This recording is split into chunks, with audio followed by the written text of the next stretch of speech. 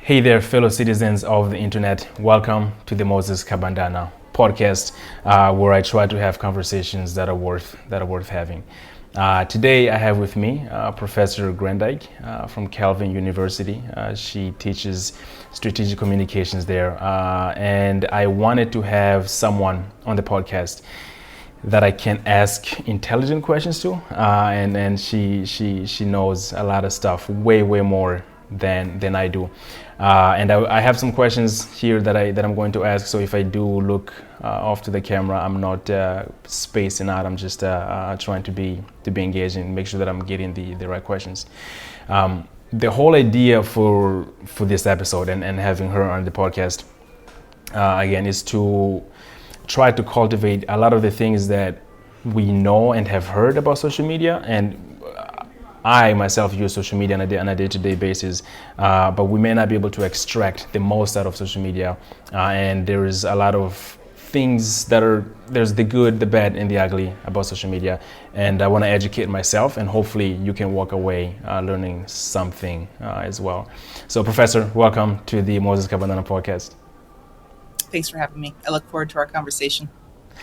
Awesome. So, I'm going to start out by talking about some of the good things about social media, at least in my own life. One of the biggest benefits for social media for me is I use it as a learning platform. A few years back, I got a certification from the FAA as a drone pilot's license, and all that information I learned it through YouTube. So for me, the social media thing, the learning part of social media is invaluable.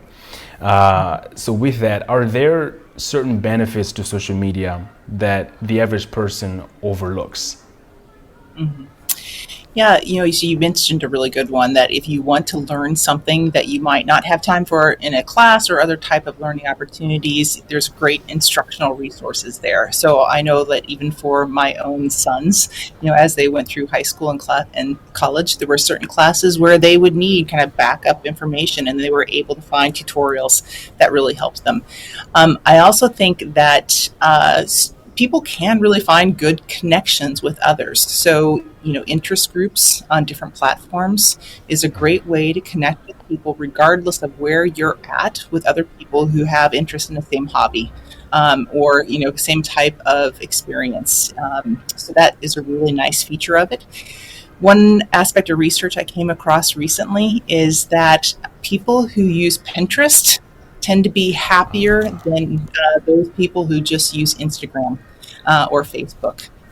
So there's something about like the experience of Pinterest that when people are on there using Pinterest and actively participating on that, they're more satisfied with the experience. Wow, I didn't know that. What aspect of happiness do you know how they break down happiness in this case? So the study was done with a self-report. So, it's a little bit hard to know exactly what the survey questions were like, but I think it was the aspect that they were happier because they were interacting with so many others and kind of more of a proactive, positive idea. So, for example, if people want to kind of think about travel, they're looking up advice for travel or locations for travel. Well, that's kind of a happier subject, and then they're being proactive about thinking about where they want to travel to next. Okay, see, I think I tried to open a Pinterest account, but just because at the time it was new and everyone was talking about Pinterest, but every time that I would go on Pinterest, it would just be someone knitting, someone making a painting, someone doing, and that for me it didn't call my name, so to speak. Yep.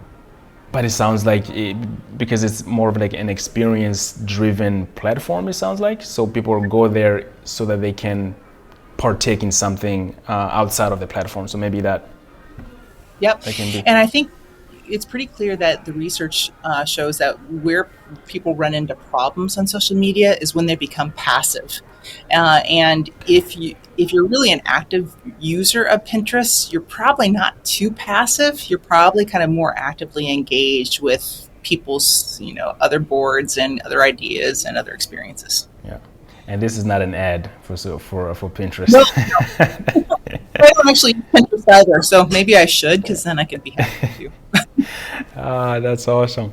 What are some aspects of social media aspects of the social media evolution that have caught you off guard? So, like for example, for me, it would be the fall. Do you remember Vine? So it would be Yeah. like the fall of Vine. So it picked up like there's no tomorrow, and it looked like the trajectory forward was, well, to the moon, and then all of a sudden it came down, even though, yeah, it seemed that everyone was engaged and everyone was talking about it. So that caught me off guard. So like, is there like an aspect of the evolution of social media that has caught you off guard? I mean, from the people who study social media, there's always like ebbs and flows, things being created, platforms that are going away, and so to a certain extent, I'm kind of familiar with that. I think what caught me off guard recently is what has happened with Twitter, and the number of people that have stopped using Twitter because of what's been happening on that platform. Um, and so, kind of what Twitter once was and what that experience once was, it's radically different in many ways than it previously was. So I think that one caught me by surprise because I kind of thought that Twitter was like developed enough and like robust enough that it probably wouldn't change. But I still go on Twitter and I kind of watch the discussions and how people are interacting, and but also who is not on there anymore. So that's one of the significant change in many ways. Ah, And then I'll think too that how AI is being used on social media platforms, and are we going to be able to kind of handle all of the different changes related to that as well? oh man, you really touched on an important one, because so for me, I think I've had a Twitter account for since 2011. Hmm. Uh, I've opened it a couple of times, never really used it. And then out of nowhere, I started hearing about Twitter, and of course, Elon Musk. And that buzz got me into using Twitter. And then all of a Yeah. sudden, I've deleted, I don't have the Facebook app anymore. I deleted a couple years ago. I've deleted TikTok several months ago. I'm just on Twitter. I still don't go on there like too often, but just the buzz alone, it took me from never using the platform to what's going on here, and then starting to use it a lot. Yeah. But I think that there are less people now using Twitter. Well, I'm hopeful that the platform can find a way to bring back the people that have moved away from the platform. But at the same time, I think this probably leads to the next topic that I want to talk to, is the toxicity that happens Mm. online with the cyberbullying, anxieties, and for me, time wasting. You with social media, uh, and you have a PhD in strategic communication. Is that correct? PhD just in communication. So, but I teach in strategic communication. Right, right. Okay, so the whole cyberbullying and anxiety and the way that we communicate with other people on social media, I feel like the fact that you have a keyboard in front of you and there's so much distance between you and the actual human being that you're involved with, Hmm. it almost makes these interactions not real to some degree, but like very, Hmm. very real. So for someone that's experiencing cyberbullying, and there's just, or the person that's doing all kinds of bullying, because of Yeah. this distance between them and the person that they're offending, what are some good practices that you think would benefit on either side, as far as communication on social media? Yeah. So I'm going to kind of delve pretty specifically first and then kind of back it up a little bit. So, Okay. women on Twitter, especially women scientists, and yeah, other kind of women in certain type of kind of specialties, specialty knowledges or professions, will be bullied and harassed a lot. The amount of kind of violence directed at them, via comments, the types of comments, belittling them. For women online, it becomes a very precarious situation often. And so, when I follow, because I tend to follow women scientists, because I am really interested to see how they navigate this kind of professional domain, but then also have to kind of, fight back those trolls and those bullies. So I think that they tend to either choose two options: get offline completely and just say they're going to focus their kind of professional work in other areas, or they're very active in monitoring their comments so that they report and block trolls. They report and block anyone that isn't appropriate, and they kind of push back when people are inappropriate as well. And I think then too, making sure that you have other allies on social media who can help watch out for you. And that's really necessary, I think, too, so that you're not just kind of alone in that online venture trying to stand up to those people that are looking to kind of take you down in many ways. I really think that how to address bullying, well, one, there will always be, people who do this. And what we really probably should focus on more is like in high school and college, really teaching digital literacy skills and also making them aware, of what habits tend to increase that possibility to bully or to taunt, and what one individually can do to kind of make sure that they bring it in for themselves, but then also see what ways they can make it the online experience better for others. But I do education the education piece has to be really important because we need to get more knowledgeable users out there. Do you think that the social media platforms themselves are responsible in facilitating this bullying, or not, or is it just it's up to us, the users? I mean, ideally, the platforms would take more responsibility. Ideally, the platforms would do more to protect the users. But I think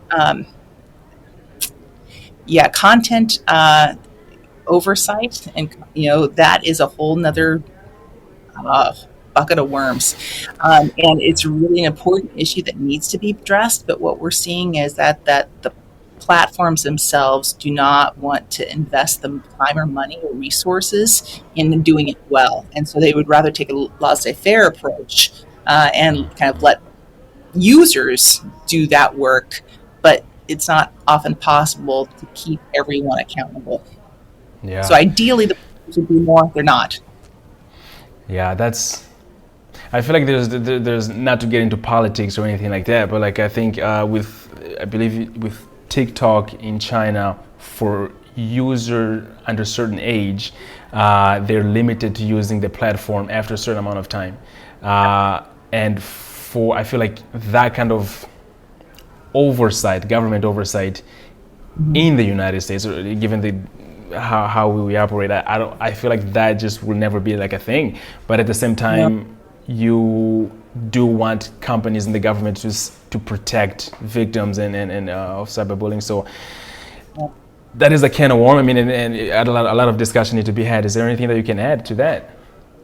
So in my class where we talk and study about social media, I invite a social worker to come and talk to the class, and her specialty is on helping middle school students and high school students, and she often sees the negative effects of social media on their lives. So she tends to, as a social worker, follow this issue closely, and she says that the possibility of change lies in whether or not families who are suffering because of the outcomes of bullying. So, for example, if your child attempts suicide, or if your child commits suicide because of cyberbullying, then if the families would sue the platform where those videos happened, where those taunts happened, that might lead to some change. Okay, wow. Another topic is anxiety, and I'm like my level of energy is like super low, super chill. So I assuming that I'm being truthful to myself, I don't find the anxiety that's provoked by using social media, it doesn't seem to be true to me. What is true is the next thing, which is time wasting. But so if we're gonna stick to the anxiety for now, someone that suffers from anxiety because of social media, whether they're comparing their lifestyle to others, they're comparing their self-image to the things that the bodies that they see on social media all the time.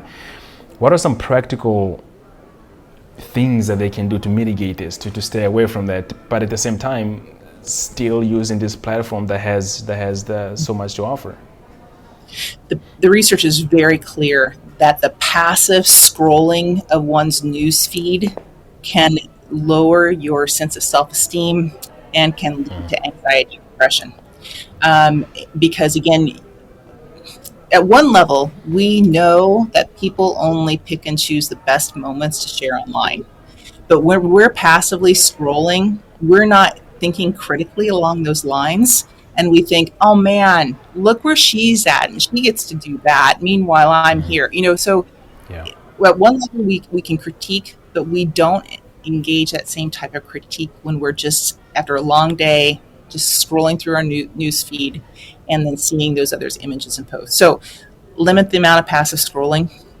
Can you expand a little bit on what passive means? Because like for me, passive, it can mean that well, I just got done with 3-hour work and I have like a 20-minute break. I don't have anything to do. I'm just going to be scrolling on social media to freshen up. But it can also mean that I'm bored and I have absolutely nothing to do for the next 8 hours. Yeah, and the research shows that 4 hours was definitely the trigger in terms of the negative self-esteem and the negative emotional and mental effects. I would say, though, that probably varies depending on the person. So 20 minutes, you're probably going to be okay because you're limiting the amount that you're kind of exposing yourself to.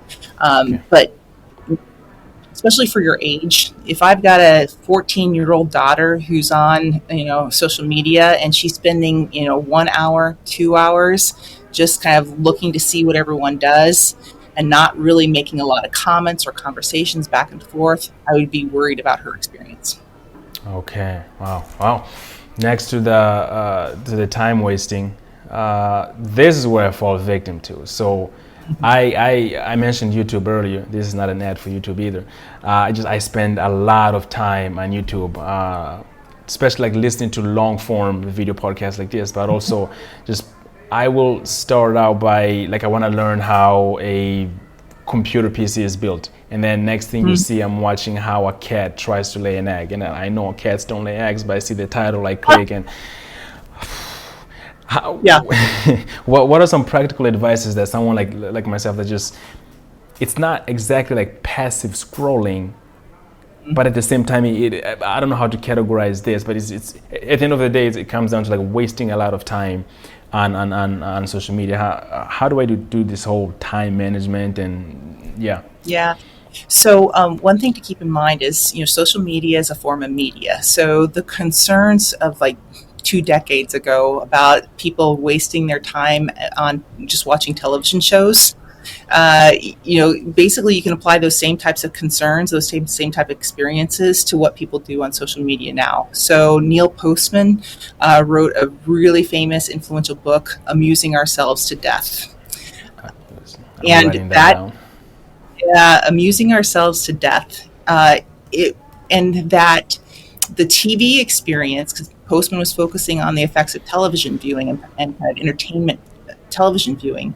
He said like even education was harmed because Sesame Street focuses on make learning fun. And so when kids get into the school, they think, oh, okay, learning has to be like watching Sesame Street all the time. So Neil Postman, his argument is more expansive than that, but he pointed out to the dangers of just kind of like you're losing your time to watching these entertainment shows, and it's having effects on us that we might not be aware of. I think the same thing is true on social media. And so every time you're choosing to spend time with social media, you're choosing to not do something else. And so if everyone's aware of those trades, those exchanges, it could make us be better at making the choices of when we want to watch the one video on YouTube versus do we really want to watch that other video on YouTube when we could be doing something else. Huh. For me, the answer is always yes on YouTube. Like, I'm gonna watch this one video alone, and then the thumbnails are just so well, anyways, so well crafted. You just end up clicking and. Yeah, and it really, I mean, all the platforms are designed to keep you hooked. And it becomes a little bit like, you get this little shot of endorphins, right? By liking posts or seeing the likes on your posts when you're on a certain platform. With YouTube, it's like you want to know what's next. You don't want to miss out. Right. The only strategy that has worked for me so far is to delete the app. So I did that with Facebook three years ago, I think. I mean, I still use Facebook. I have to go to facebook.com, and that's not as easy to do. And I just did that with TikTok several months ago. I don't know, maybe 2-3 months ago. Yeah. But as long as I have that on my phone, it's just, for me, that just won't cut it. And YouTube, as soon as I open my browser, it's just this is actually really interesting. Like, whenever I open my browser, my index finger goes directly to the Y button. I need help on that part of it.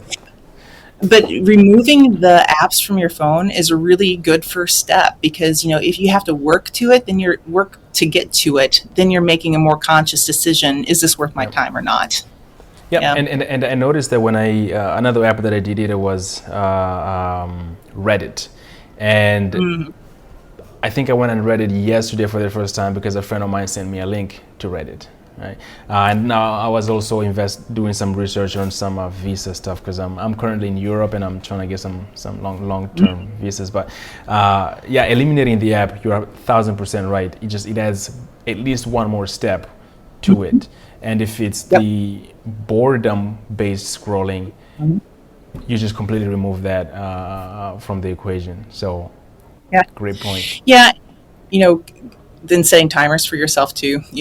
Just again, or if you know that you only have like a set amount of time to be on the whatever social media platform, that helps to keep it in check.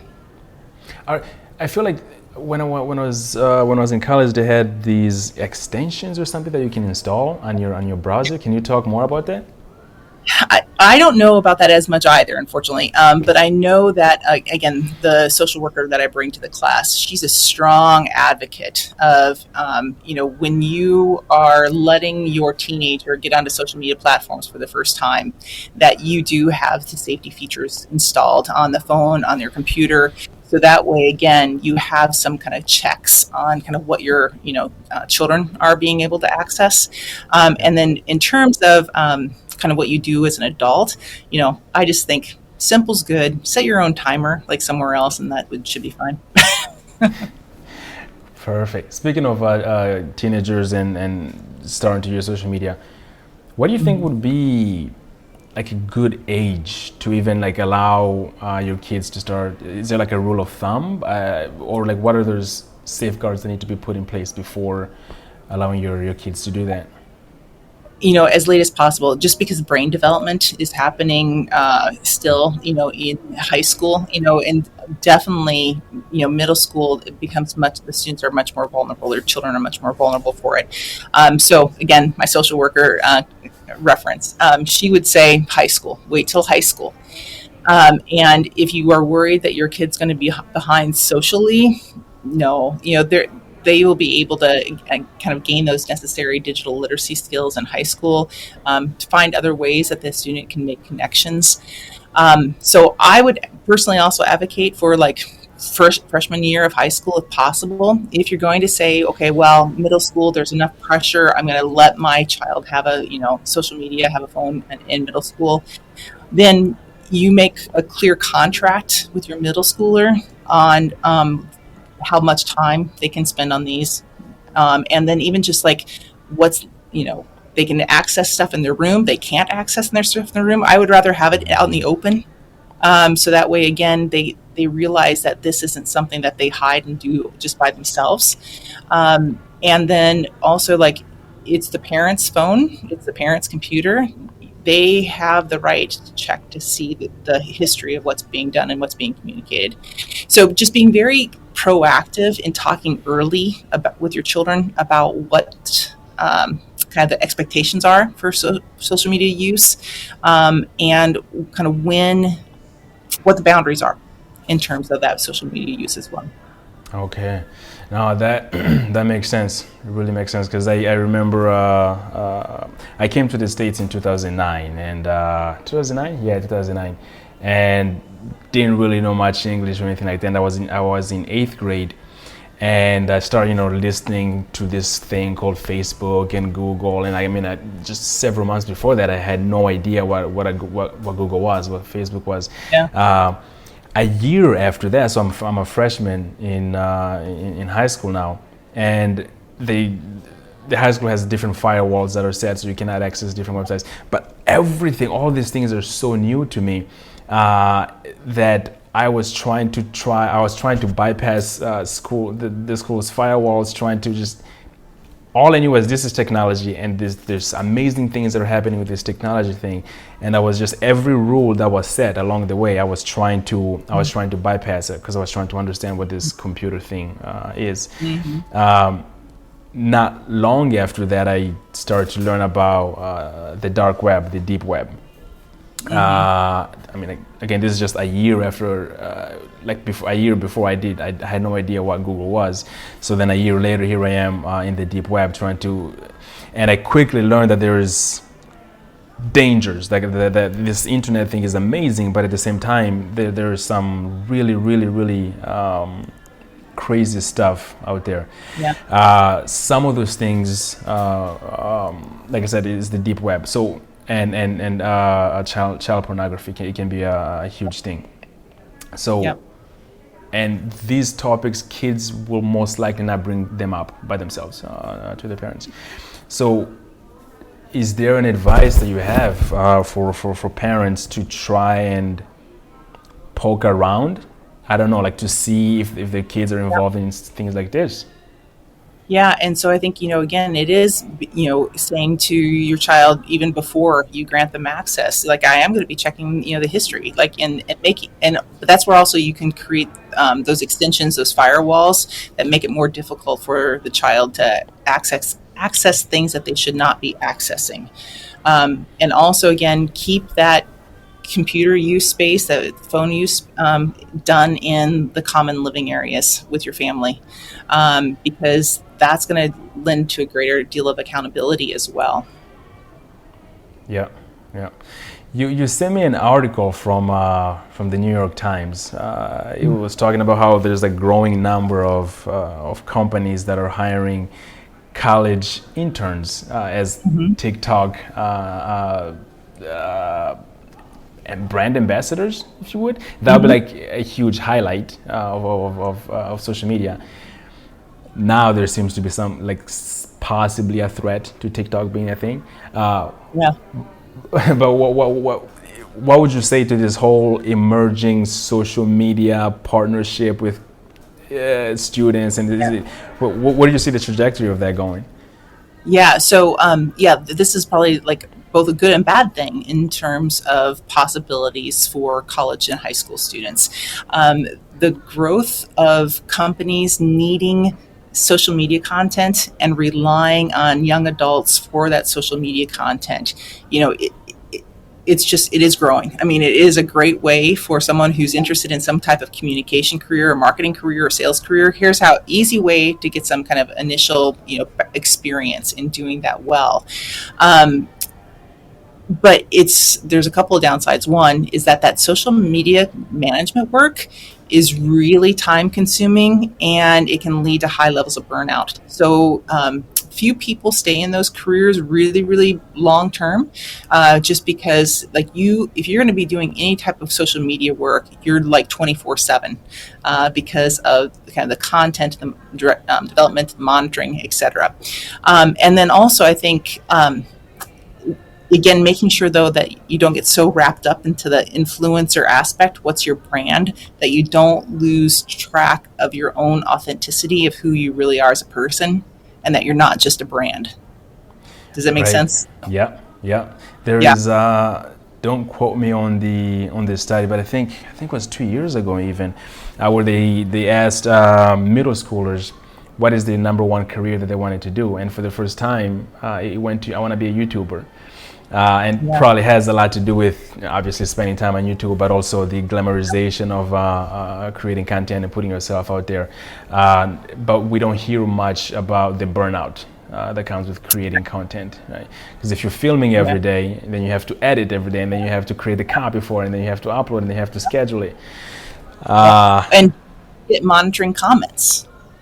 yes, Like if you're uploading things, you've got to be monitoring those comments, and because if those comments are getting out of control, you need to act quickly. So that's where, yeah, burnout can also happen. I was at a conference a few years back, and I was listening to someone who was responsible for the social media of a Major League Baseball team. And he said that what was actually, no, sorry, it was a football team, so Major League Football team. And he said what was most draining for his work is the work that he would have to do to protect the cheerleaders from fans' comments. So like catching all of the really horrible sexist comments that could pop up in comments for their team about the cheerleaders. And he would, have to delete them, block them, all of that work. And he really saw that as his role in terms of social media, protecting, the females associated with the team. But yeah. it got a little bit demoralizing, the amount of protecting he had to do. Yeah, yeah. I met someone when I was in Lisbon, and his job, I think, he was working at Meta, was content moderation, but on the video side, and the amount of images and videos that came across his file, let's say, are just so far removed from the everyday. Yep. I'm just putting it mildly, of course, here, that it's like, wow, someone actually filmed this and they actually put this on social media. Yeah, there's just so much that we need to learn about this whole social media thing. And so I'm going to throw you a curveball a little bit. You kind of touched on it a little bit earlier. You mentioned AI and social media. I saw a picture, several pictures on Twitter the other day of the Pope being arrested. Of course, the Pope did not get arrested. Yep. And there's just one of the pictures that I saw, and there's a multitude of pictures with the increase of AI, regenerative AI, where you look at a picture and everything about the picture says this is true. And I've produced a lot of videos, I've edited videos, and my eye at first I still get fooled unless I zoom in and try to look for fingers and hair, and it's increasingly becoming indistinguishable from real works of art / Yep. real photographs. Yep. It's probably like super early in this stage, but like how do you see this growing, and like how can the average schmuck like myself try to like start to be aware that maybe what I'm seeing is not true, and how can I go about about figuring out what is true from what is not. I saw the picture of the Pope in the puffy white coat, and then there's like um, poor Pope gets photoshopped and done all kinds of things with. So I think all social media users need to be cautious. And I want to say skeptical to a certain degree, but that might be too harsh. But basically, kind of as one goes through social media, you see something, and your first thing is like, okay, is this real, or might this not be real? And just always be aware that things could not be what they seem. And so I think like if you're just kind of scrolling through and just kind of looking through, it's probably not going to be that much of a negative impact on you. But if a social media user is taking a certain type of post or something on whatever platform they're on as the truth, that's probably a little dangerous, unless you know it's a verified source. Unless you know it's like this is a reputable kind of news magazine. I know that they would not, do anything to give false information, that I can trust. But if it is, Jane Doe, who I don't know, who this person is, or if it's an actual person, be more skeptical in that. Does that answer your Yeah. question? Yeah, and also maybe like one of the things that I try to do, if it passes the initial smell test, at least try to find another source or two that kind of corroborate that. Yep. But it's getting so good. Like yesterday, I listened to a Jay-Z track featuring another artist that was completely generated by AI. The only way that I Yeah. knew that it was generated by AI was because, well, this featured artist, he said, "Hey, this is not Jay-Z. This is a sample of what we can do." But to my Yeah. ears, I'm like, "No, I've been Yep. listening to Jay-Z for a really long time. This is Jay-Z." Yep. So yeah, Well, and then also go ahead. deep fake, the deep fakes on video, and so where what you're looking at is not even a real person, but it's a computer generated person. That's troubling too. But that's where again, awareness that type of technology exists, awareness of okay, is to whom do you trust, and to what extent do you trust them? Yeah, and I feel like we'll be having this conversation not too far in the future again, and try to figure out, okay, the AI has advanced so much, you can no longer distinguish the truth from what is not true. So just to kind of like wrap things up a little bit on this topic, I just lost my train of thought. But I was going to say that I would say that like I'm the kind of person that like when I run into some information, new information, very, very new information, I try to dig a little bit deeper, but not always. Sometimes I see a source that I've seen before, not that it is a trusted source, but a source that I've seen before, and automatically my mind, because I've seen that source before, I just take that information for what it is. And so I think you hit the head on the nail. Is that the saying? You hit the nail on the head. Yeah, flip it around. Yeah. That just being aware that everything that we see might not be what it is. Yep. It's a good thing to. Yeah, I teach a class in persuasion, and what I teach in there is like we just have to be a little bit more mindful in some of our decision making and some of our thought processes. And being just a little bit more mindful will save us a lot of trouble down the road. Yeah. What got you into strategic communications? Like what grew your interest in communication? I know like we're like, I don't know, 45 minutes into it, and now I'm asking this, but yeah. So I think I grew really interested in communication just because it's so integral to how we live. We're always interacting with others, and what kind of relationships we build or what we can accomplish depends on successful communication.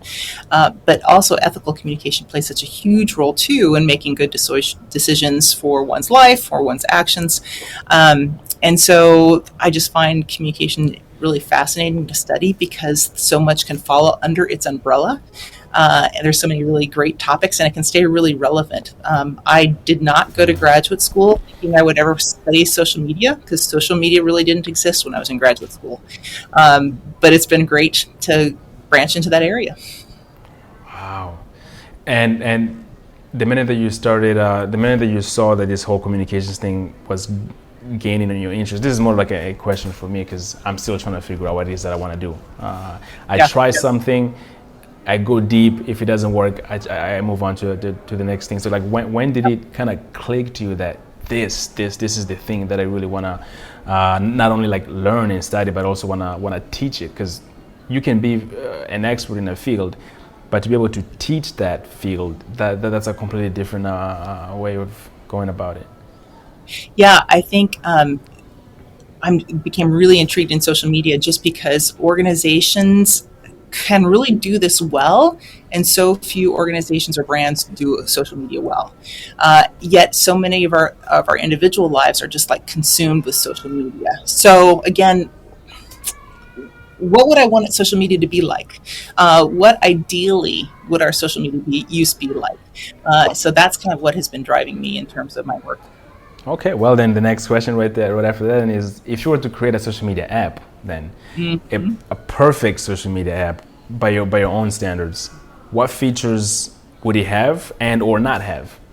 Yeah. I think, again, the ability to form groups or to make connections in very easy ways with other people who have similar interests. Where I can use that app to connect with people that otherwise would be difficult to connect with. And yeah, that can take a lot of different ways. It can be images, it can be comments, but something that facilitates easier finding my people regardless of where I live. The So, danger, the danger so that yeah, comes with that. Go no, no, go ahead, go ahead. so like, uh, for those of us who move, you move into a new area, you don't have your friend network, you might not have your family network. Well, then who am I going Yes. to connect with? Connections make us happier people. And if we don't have connections in our immediate vicinity, how can we make good connections with others using technology? So you're using that technology, but essentially you wanna move out of the platform so that you can have the face to To a face certain slash. extent, so if I'm in Michigan though, and I have a good friend who moved to California, and I have another good friend in New York, but you know what? There's someone who has the same interests that we do that lives in Texas. How can we use that? How can we use that technology to really? And it's already being done in many ways. Okay. Like my sons, young men, they're using video games to stay connected with their friends who all are all across the United States. Okay, that is super cool. That's yeah. But then that leads into the whole echo chamber thing and True. but pluses and minuses. Wow. Yeah. And I'm just thinking mainly kind of a social experience, kind of friendship connection type of aspect. Yeah, I think if I were to create one, I think yeah, it would be we would use. I would try to create a social media platform where the ultimate goal is to move outside of the platform, Yep. so that I guess the whole dating apps are Yeah. doing this, right? But yeah, I feel like yeah, if you can, if it's like interest based, for example, let's say I'm flying into New York. I get to New York. Okay, what are the people that I type in baseball, and then all the groups of people that join baseball are there, and Mhm. then we have to schedule, like, like an event where we actually go leave the platform and go do baseball related stuff. There's an app called Meetup where you just Yeah. you go. Yeah.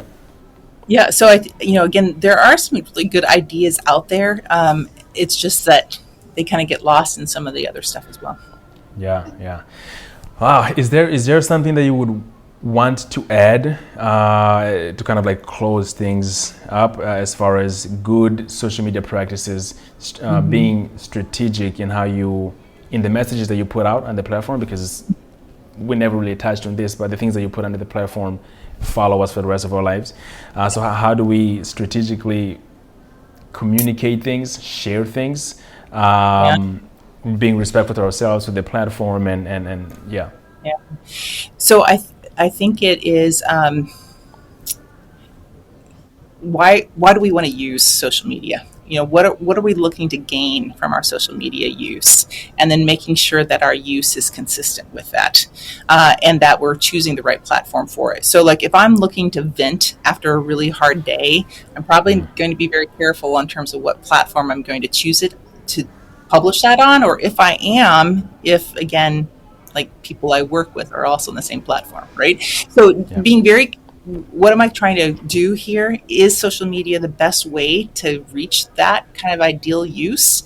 And again, making the most of my time in that use as well. Yeah. Last question, I think. What would you say then? How would you say that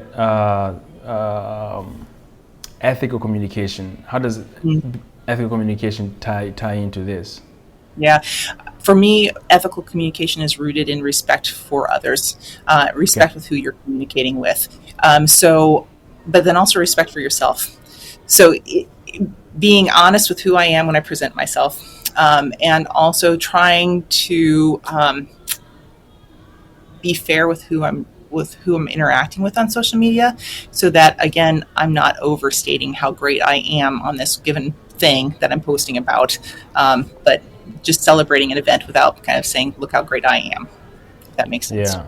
No, that makes sense. I've kind of like pondered that thought for the last I don't know 3 years or so. Mm-hmm. I'm kind of like an addict with traveling. So Yeah. the my grandma, if you're watching this, hi grandma, doesn't quite understand that I don't share much pictures and videos when I'm traveling, even though I have a talent for taking videos and photos. But when I'm traveling, I just don't do a lot Yeah. of the. Part of it is laziness, but then like the other side is like I don't want to present this grandiose image of here, look at me, here I am, here's what I'm doing, here's where I'm going. And also, I'm going to tie it back to kind of thinking about other people too. So there's just really some interesting news stories coming out about the children of the first influencers and how they were featured in their parents, posts, and now those children are very upset because their childhoods were kind of taken away because their influencer parents made use of their images for the parents' good and not really thought about the children. So, again, as we're thinking about like what are we trying to use social media for, what are we trying to picture ourselves, make sure that we're being fair in terms of who we're including in those pictures and posts as well. Yeah, yeah. Wow, I'm sure we can continue to yap and yap and yap more and more about this. And I got a feeling that we're gonna come back and discuss more about like AI related things, Yeah. probably not too far in the future. But I just want to say thank you so much, Professor, for allowing me to ask you these questions and kind of get a little bit of window into how we use social media and the benefits of social media and how to be aware of the way that we use social media. And for those that are listening, you can watch this video as well on YouTube or does Apple Podcast have video? No, I know Spotify has a has a video feature in it. So you're not just listening; you can also watch our faces here. But thank you so much for your time, and hopefully we get to talk some more soon. It was a lot of fun, Moses. So thanks so much for inviting me. Thank you, Professor.